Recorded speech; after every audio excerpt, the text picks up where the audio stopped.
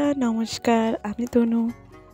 তোমরা সবাই কেমন আছো? আশা করি সবাই অনেক ভালো আছো আর আমরাও ভালো আছি। তো সকাল সকাল চলে আসলাম তোমাদের সাথে। তো আজকে চা দিয়ে ব্লগটা তোমাদের সাথে শুরু করলাম। তো দেখো চা খাওয়া হয়ে গেছে, চাটা খেয়ে আর এবার ভাতটা বসিয়ে দিয়েছি। আজকে সকালবেলা তোমাদের সাথে বাসি কাজ শেয়ার করা হয়নি, কারণ প্রতিদিন এক এক জিনিস যদি তোমাদেরকে দেখাই সেটা তোমাদের ভালো লাগবে না।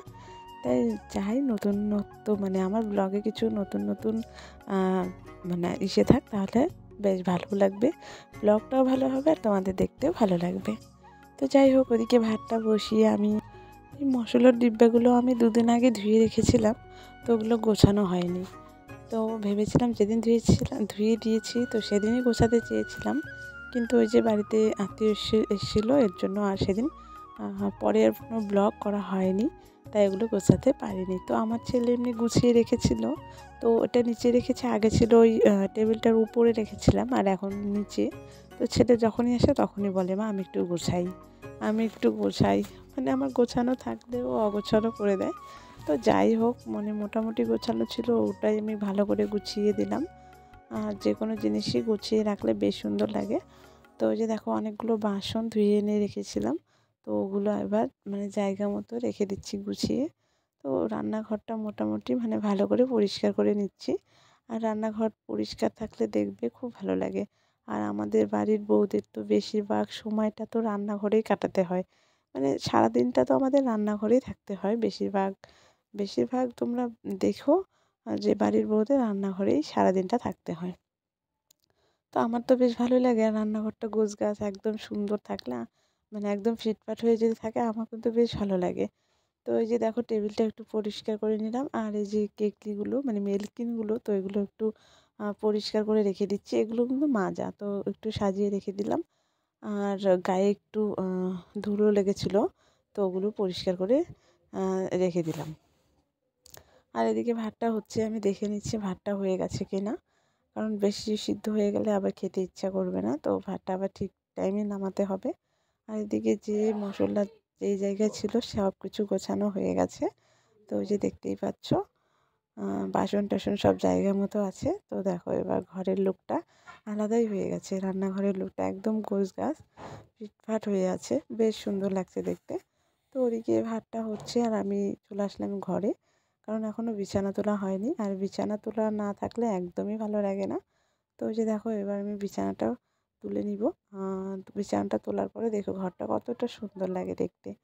তো এবার বিছানাটা তুলে আবার এক ঢিপ জামা কাপড় ধুয়ে রেখে দিয়েছি, তো ওগুলো দুদিন ধরে ভাঁজ করতে চাই, তো ভাঁজ করাই হয় না। আর কিছু শাড়িও আছে, তো ওগুলো ভাঁজ করে একদম মানে শুকেছে উঠিয়ে রাখবো।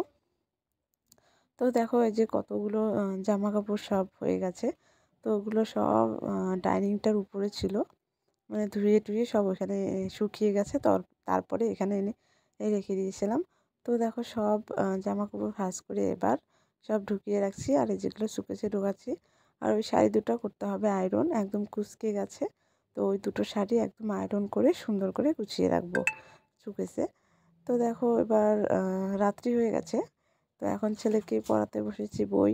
আর বিকেলবেলা ছিল তখনকার মানে তখনকার ভিডিওটা বিকেলবেলা ছিল, তো বিকেল থেকে একদম সন্ধ্যাবেলা, তারপরে দেখো সন্ধ্যা হয়ে গেছে, তারপরে তোমাদের সাথে আবার এলাম।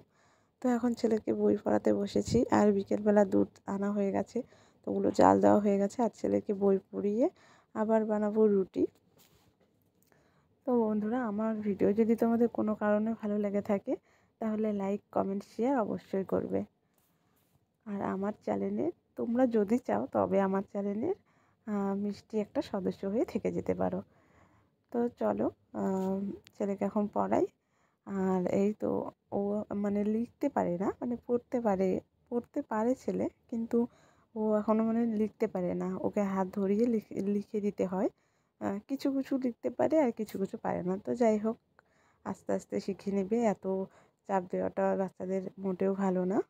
তো যাই হোক, ওকে একটু বসাচ্ছিলাম মানে বই পড়াতে, তো লিখছিল। আর তো দেখো, এবার চলে আসলাম রান্নাঘরে, আর ছেলে ঘুম পেয়ে গেছে, এদিকে কান্নাও করছে, ও ঘুমাবে। তো রুটি বানিয়ে আমি ওকে একটা দিয়ে দিয়েছি, তো খেয়ে নিয়েছে, সম্পূর্ণ খায়নি, একটু রেখে তারপরে খেয়েছে।